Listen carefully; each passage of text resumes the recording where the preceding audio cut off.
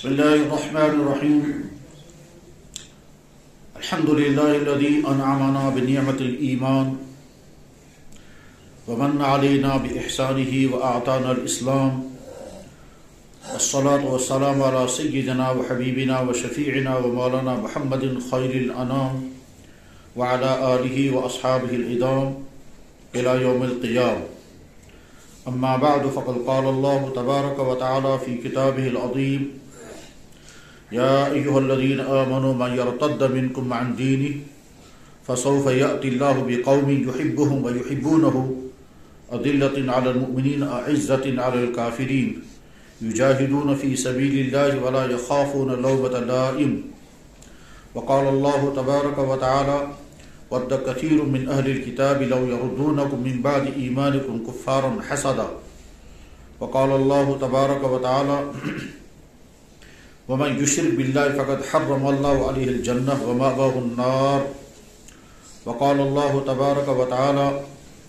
يا أيها الذين آمنوا قوا أنفسكم وأهليكم نارا. وقال الله تبارك وتعالى: واعلموا أنما أموالكم وأولادكم فتنة. وقال النبي صلى الله عليه وسلم: يصبح الرجل مؤمنا ويمسي كافرا، أو كما قال عليه صلوات التسليم. صدق الله مولانا العظيم وصدق رسوله النبي الكريم ونحن على ذلك لمن الشاهدين والشاكرين. الحمد لله رب العالمين. يا رب صل وسلم دائما أبدا على حبيبك خير الخلق كلهم. محترم بزرگوں اور دوستو، اس وقت جو آیات پڑھی گئی ہیں ان آیات کا صرف ترجمہ اور مختصر سا مفہوم عرض کرنے سے پہلے یہ عرض کرنا ہے کہ یہ آیتیں کیوں منتخب کی گئی. وجہ یہ ہے کہ ابھی چند دنوں پہلے یہاں پر انتہائی غمناک، بہت ہی زیادہ افسوسناک، دلوں کو دہلا دینے والا، کمر کو توڑ دینے والا اور پوری مسلمانوں کے لیے نہایت ہی شرمناک واقعہ پیش آیا. وہ یہ کہ ایک مسلمان گھر کی ایک بیٹی مرتد ہو گئی اور مرتد ہو کر کے اسے اعلاناً اسلام کو چھوڑنے کا اور کفر اختیار کرنے کا فخریہ اعلان کیا. مسلمان معاشرے کے لیے اس سے زیادہ غمناک واقعہ اور کوئی نہیں کہ مسلمان گھر میں پیدا ہونے والا فرد، چاہے وہ لڑکا ہو چاہے لڑکی، جس نے ایک مسلمان ماں کے پیٹ میں 9 مہینے گزارے ہوں گے، جس کو پیدا ہونے کے بعد اذان بھی پڑھی گئی ہوگی، جس نے اب تک کی زندگی ایک مسلمان گھر میں گزاری ہوگی، اور وہ کھلم کھلا کفر اختیار کرے اور ارتداد کے شکار ہو کر کے چلی جائے. اس غمناک واقعے کو سامنے رکھ کر اب ہمارے لیے کیا حکم ہے، تو اسی سلسلے میں نے چند آیتیں پڑھی ہیں. اللہ جل شانہ ارشاد فرماتے ہیں: اے ایمان والو، من یرتد منکم عن دینی، جو تم میں سے جو شخص اپنے دین چھوڑ کر مرتد ہو جائے، تو بین سطور میں یا بین القوسین میں اللہ فرماتے ہیں مجھے کوئی پرواہ نہیں. فسوف یأتی اللہ بقوم یحبہم ویحبونہ، اللہ ایک نئی قوم پیدا کرے گا جو دین کو قبول کریں گے، دین کو پر چلیں گے، اللہ سے ان کو محبت ہوگی، اللہ کو بھی ان سے محبت ہوگی. یجاہدون فی سبیل اللہ ولا یخافون لومۃ لائم، دین کے لیے ان کو جو بھی قربانی دینی پڑے، دین پر جمنے کے لیے، دین کو سیکھنے کے لیے، دوسروں تک دین پہنچانے کے لیے جو بھی ان کو قربانی دینی پڑے، اور کتنا ہی سخت مجاہدہ برداشت کرنا پڑے، وہ اپنی جان اور اپنے مال سے وہ مجاہدہ برداشت کریں گے، خود بھی دین پر جمیں گے، دوسروں تک دین پہنچائیں گے، اور دین سے 1 انچ بے ہٹنے کے لیے تیار نہیں ہوں گے، چاہے کتنی مشکلات کیوں نہ آئیں. ولا یخافون، اور دنیا میں کوئی کچھ بھی کہے وہ اپنے دین کو چھوڑنے کے لیے تیار نہیں ہوں گے. اس میں اللہ تعالیٰ شان صاحب فرما رہے ہیں کہ جو مرتد ہونا چاہے دفع ہو جائے. دنیا میں جیسے اربوں جہنم میں جائیں گے، انہی میں سے یہ بھی اور یہ سب سے پہلے ہی۔ اور صاحب یہ بھی فرما رہے ہیں کہ دوسرے لوگ اسلام کی طرف آئیں گے، چنانچہ معلومات رکھنے والے اور اس سلسلے میں چھپا ہوا لٹریچر پڑھنے والے اچھی طرح سے جانتے ہیں کس طرح سے ساری دنیا میں حق کے تلاش کرنے والے اپنے اپنے مذہبوں کو گہرائی کے ساتھ سمجھ کر کے پھر اسے چھوڑ کر کے اسلام کی طرف آتے ہیں، اور کیسے وہ تفصیل کے ساتھ بتاتے ہیں ہمیں وہاں کیا کیا کمیاں نظر آئیں جس کی بنا پر اپنے اس مذہب کو، باطل مذہب کو چھوڑا اور ہم حق کی طرف آئے۔ اس میں نچلے درجے کے لوگ کم ہیں، اعلیٰ درجے کی تعلیم یافتہ دور اندیشی کا مزاج رکھنے والے لوگ زیادہ ہیں۔ اس وقت سمجھ میں آتا ہے کہ ایک طرف سے کوئی نادان اسلام جیسی دولت چھوڑ کر کے نکل رہا ہے، اور دوسری طرف سے وہ خوش قسمت اس کفر سے نکل کر ایمان کی طرف آ رہے ہیں۔ اللہ تعالیٰ فرماتے ہیں فَسَوْفَ يَأْتِ اللَّهُ بِقَوْمٍ يُحِبُّهُمْ وَيُحِبُّونَهُ، ایک نئی قوم اللہ تعالیٰ لائیں گے جس کو اللہ سے محبت ہوگی اور دین سے محبت ہوگی۔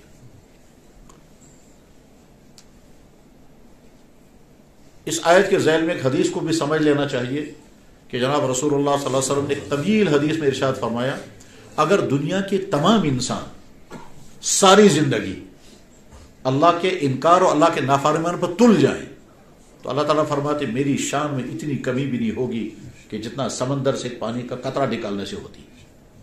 ساری دنیا کے لوگ مرتد ہو جائیں تو اللہ کی ذات کو کوئی نقصان ہونے والا نہیں، اللہ اللہ ہے۔ ساری دنیا کی تمام انسان ساری زندگی اللہ کے نافرمانی پر تل جائیں تو اللہ تعالیٰ فرماتے میری شان میں اتنی کمی بھی نہیں ہوگی جتنا سمندر سے قطرہ نکالنے سے کمی ہو سکے اتنی کمی بھی نہیں ہوگی۔ اور اس حدیث کا پہلا جز ہے کہ دنیا کے تمام انسان ساری زندگی اگر اللہ تعالیٰ شانوں کی فرما برداری پر کھڑے ہو جائیں تو میری شان میں اتنا اضافہ بھی نہیں ہوگا جتنا ایک قطرہ سمندر میں ڈالنے سے اضافہ ہوتا ہے۔ اور اس حدیث کا تیسرا جز یہ ہے کہ اللہ تعالیٰ فرماتے ہیں دنیا کے تمام انسان اپنی تمام طرح کی تمنائیں اور آرزوئیں اللہ کے سامنے پیش کریں اور اللہ تعالیٰ شانو ہر شخص کی ہر تمنا پوری کر دے تو اللہ کے خزانوں میں اتنی کمی بھی نہیں ہوگی جتنا سمندر سے ایک قطرے کی کمی ہوتی ہے۔ تو اللہ وہ سبت، اللہ بے نیاز ہے۔ آیت کا ایک ترجمہ یہ تھا۔ دوسری آیت میں نے پڑھی جس میں اللہ تعالیٰ شان و ارشاد فرماتے ہیں وَدَّ كَثِيرٌ مِّنْ أَهْلِ الْكِتَابِ لَوْ يَرُدُّونَكُم مِّن بَعْدِ إِيمَانِكُم، دنیا میں بے شمار انسان چاہیں گے تم کو تمہاری ایمان کی دولت سے محروم کر دیں، تم سے تمہارا ایمان چھن جائے، چاہے وہ کنفیوژن کے ذریعے سے، چاہے وہ پریشر کے ذریعے سے، چاہے دھوکہ کے ذریعے سے، چاہے لالچ کے ذریعے سے، کسی نہ کسی ذریعے سے چاہیں گے کہ تمہارا ایمان تم سے چھن جائے، اور تم نادان ہوں گے کہ اگر تم کسی چیز کو قبول کر کے پھر اپنا ایمان کھو دو، تم نادان ہو گے اگر تم اپنی قیمتی چیز کو کھو جاؤ کسی معمولی چیز کی بنا پر، کسی دھوکے کی بنا پر، کسی غلط فہمی کی بنا پر، یا کسی لالچ کی بنا پر، یا کسی خامخواہ کے دباؤ کی بنا پر اپنا ایمان تم کھو دو، اس سے بڑا نادان تم میں سے کوئی نہیں ہوگا۔ میں نے تو تمہیں ایمان کی دولت عطا کی ہے بغیر تمہاری کسی قربانی کے، اور تم اپنے گھر میں صاحب ایمان بن کر کے پیدا ہوئے۔ جن کو اللہ نے ایمان کی دولت عطا کرتے ہیں ان کو مجاہدے برداشت کرنے پڑتے ہیں، قربانیاں دینی پڑتی ہیں، ظلم سہنا پڑتا ہے، طرح طرح کی مخالفتوں کا سامنا کرنا ہوتا ہے، اور کیا کیا ہوتا ہے یہ انہی کی زندگی کو پڑھنے اور جاننے سے پتہ چلتا ہے۔ تو تم کو تو کوئی مجاہدہ پیش نہیں آیا۔ اب اگر تم کو میں نے مجاہدوں کے بغیر، قربانیوں کے بغیر دین کی دولت عطا کی تھی، تم سے بڑا نادان کون ہوگا کہ ایمان کی دولت چھوڑ کر کے کسی وقتی لالچ، کسی ظاہری چمک دمک، کسی دنیاوی خواہش خواب دیکھنے کے لیے تم ایمان کی دولت کو چھوڑ دو گے، اس سے بڑا نادان کوئی نہیں ہوگا۔ لیکن دنیا میں لوگ ہوں گے ایسے جو چاہیں گے کہ تم کو تمہارے ایمان سے محروم کر دیں۔ اور تیسری آیت میں نے اللہ کے نبی علیہ السلام تیسری آیت میں نے پڑھی جس میں اللہ تعالیٰ شان فرماتے ہیں یا ایھا الذین آمنوا، اے ایمان والو، قوا انفسکم واہلیکم نارا، اپنے اہل عیال کو جہنم سے بچانا۔ یہ جہنم سے بچانے کے معنی کیا ہیں کہ والدین کی ذمہ داری ہے کہ اپنے بچوں کی جیسے تعلیم کی فکر کرتے ہیں، جیسے صحت کی فکر کرتے ہیں، جیسے ان کے شوق پورا کرنے کی فکر کرتے ہیں، جیسے اپنے بچوں کے روشن مستقبل کے خواب دیکھتے ہیں اور شائننگ فیوچر بنانے کے لیے طرح طرح کی قربانیاں دیتے ہیں، اور دینی بھی چاہیے، ٹھیک اسی طرح سے ان کے ایمان کی اور ان کے دین کی بھی فکر کریں۔ اور ایسا نہ ہو کہ تم اپنے بچوں کے ہر قسم کے شوق کو تو پورا کر رہے ہو لیکن جس چیز پر توجہ دینی تھی اسے توجہ نہیں دی، اور اس کا نتیجہ یہ ہوا کہ پال پوس کر تم نے تیار کیا اور آخر میں وہ کفر کے میدان میں چلا گیا، اور اسے پہلا جرم والدین کا ہوگا۔ یہ کہ ہر والدین کے لیے اللہ جل شانہ کی طرف سے انتباہ ہے کہ ایمان والو، اگر تمہیں اولاد مل گئی، اہل و عیال تمہارا ہے، تو اس اہل و عیال کو جہنم سے بچانے کی فکر کرنا۔ ایسا نہ ہو کہ تمہارے ایمان والے کے گھر میں رہ کر بھی وہ اس راستے پر چل پڑا جس کا انجام جہنم و تباہی ہوگی۔ لہذا یہ افسوسناک اور دہلا دینے والا واقعہ تمام والدین کو میسج دے رہا ہے کہ اپنے بچوں کے متعلق غلط فہمی اور غفلت کا شکار نہ رہیں۔ اس غلط فہمی میں مت رہیں کہ میرا بچہ بگڑ ہی نہیں سکتا، اس غلط فہمی میں مت رہیں کہ میری بچی غلط راستے پر جا ہی نہیں سکتی ہے۔ ماحول جس قسم کا ہے وہ ہم سب کے سامنے ہے، اور واقعہ جو سامنے آ رہے ہیں وہ بھی سب کے سامنے ہیں۔ میرے بھائی، اس تعلیم پر لعنت بھیجیں جس لعنت تعلیم کو پانے کے لیے آپ کا بچہ ایمان کھو جائے۔ اس روشن مستقبل کو لات ماریں جس روشن مستقبل میں تم کو دنیا تو مل جائے گی لیکن ایمان سے محروم ہو جاؤ گے۔ اگر کسی کے بچے کو دنیاوی طور پر بہت کچھ ملا لیکن ایمان اس کا چھن گیا، بہت اچھا وقتی طور پر وہ خوشی کی زندگی گزارے گا، اس کے بعد فیسلٹیز بھی ہوں گی، اس کے بعد بنگلے بھی ہوں گے، اس کے بعد گاڑیاں بھی ہوں گی، اس کے بعد دنیاوی اعتبار سے آج جو کچھ بھی سوسائٹی میں ہونا چاہیے وہ سب کچھ ہوگا، مگر یہ فرعون اور ابو جہل بن کر کے چلا جائے گا۔ اور ہو سکتا ہے یہ پہلا سوال اس کے والدین سے ہوگا کہ تم نے اپنے بچے کی دنیا سجانے کے لیے غفلت برتی ہے، جس کے نتیجے میں تمہارا بچہ ایمان سے محروم ہو گیا، مجرم تم ہو۔ خصوصاً ان بچوں کے متعلق والدین کو بہت ہی زیادہ فکر میں رہنا چاہیے جو اپنے گھروں سے دور ہیں، چاہے وہ تعلیم کے لیے ہوں، چاہے وہ ملازمتوں کے لیے ہوں، چاہے وہ گھومنے گئے ہوں، یا جس بھی مقصد کے لیے ہوں یا بزنس کے لیے ہوں، جو گھروں سے دور ہیں ان پر زیادہ توجہ رکھنے کی ضرورت ہے۔ ایسا نہ ہو کہ والدین تو اپنے گھروں میں نماز بھی پڑھ رہے ہیں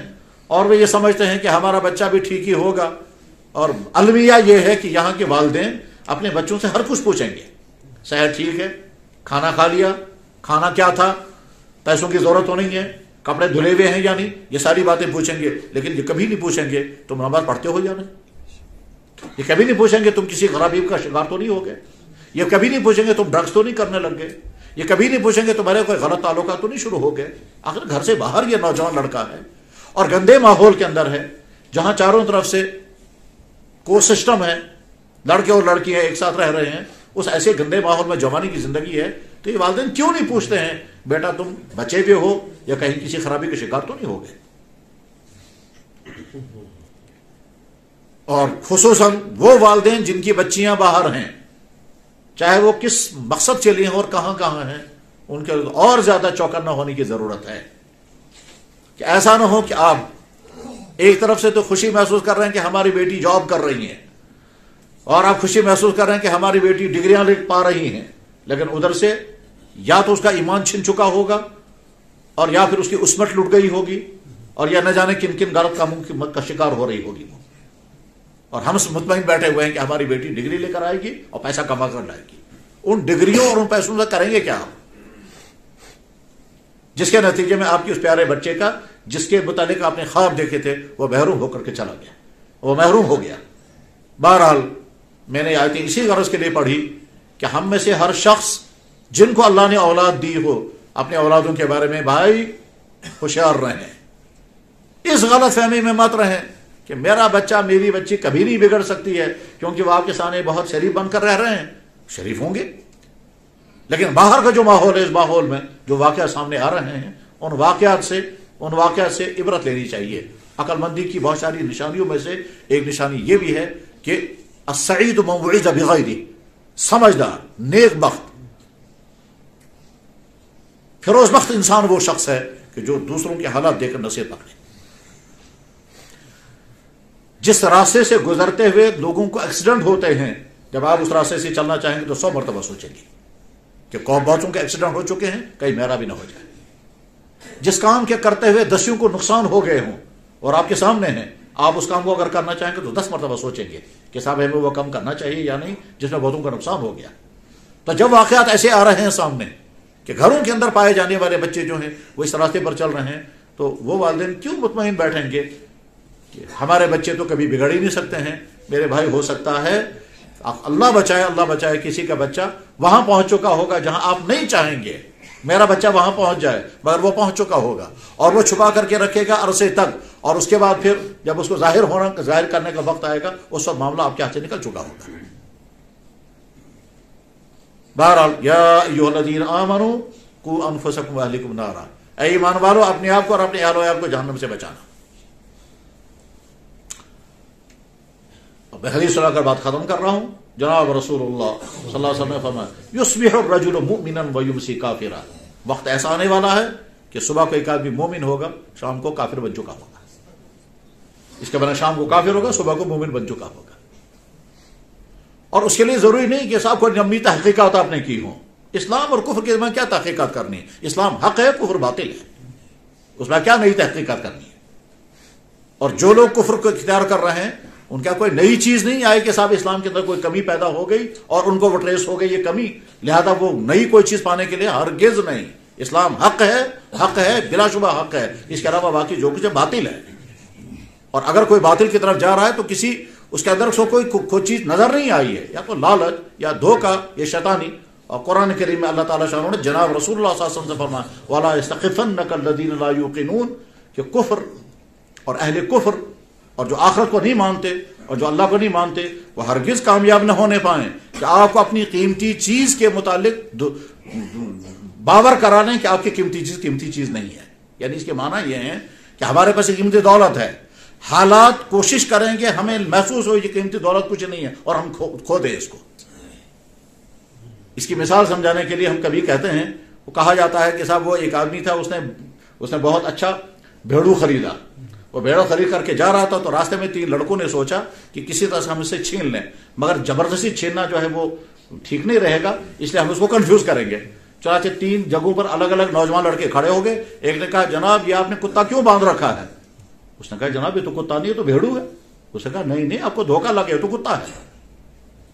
اسے جواب میں کہا نہیں یہ کتا نہیں, یہ بھیڑو ہے. چنانچہ وہ آگے چلا. دوسرے نے کہا چاچا صاحب آپ کو کیا ہو گیا, آپ نے کتا باندھا ہے زبردستی بھی؟ اس نے کہا نہیں بھائی یہ تو بھیڑو ہے, میں تو خرید کر کے لایا ہوں. لیکن چونکہ دوسرے نے کہا اس کو تھوڑا سا شک ہو گیا کہ کہیں میں ہی تو غلط تو نہیں ہوں. اور پھر تیسرا آدمی ملا, اس نے کہا چاچا صاحب آپ بہت اچھے آدمی ہیں, بڑے افسوس کی بات آپ نے کتا باندھ لیا, کتنے کا؟ اس نے کہا بھائی نہیں یہ تو بھیڑو. اس نے کہا نہیں آپ کو دھوکہ لگ گیا تو کتا ہے. یقین ہو گیا اس کو یہ واقعی کتا ہے اور چھوڑ دیا اس نے. بس سیم اسی طرح سے ایمان والے کے پاس جو اسلام کی نعمت اور دولت حق ہے, یہ حق کفر اور کفر کے نمائندے کوشش کریں گے ہم کو سمجھائیں یہ حق نہیں ہے, اور ہم اگر باور کر گئے یہ حق نہیں ہے اور اپنے حق کو چھوڑ دیں گے. اللہ نے اپنے نبی کو فرمایا وَلَا يَسْتَخِفَنَّكَ الَّذِينَ لَا يُوقِنُونَ, ایسا نہ ہو کہ جو غیر مومن ہیں وہ غیر مومن کامیاب نہ ہونے پائیں اس بات میں کہ آپ کو اپنی قیمتی چیز کے بارے میں باور کرا دیں گے کہ آپ کی قیمتی چیز کچھ نہیں ہے, آپ اپنی قیمتی چیز کا استخفاف کرنے لگیں. بہرحال یہ جو دردناک اور افسوسناک واقعہ پیش آ گیا, اور یہ پوری امت مسلمہ کے لیے المیہ ہے, المیہ کہ مسلمان کے گھر میں پیدا ہونے والی ایک بیٹی مرتد ہو کر کے چلی جائے اور فخر کے ساتھ اعلان کر کے چلی جائے.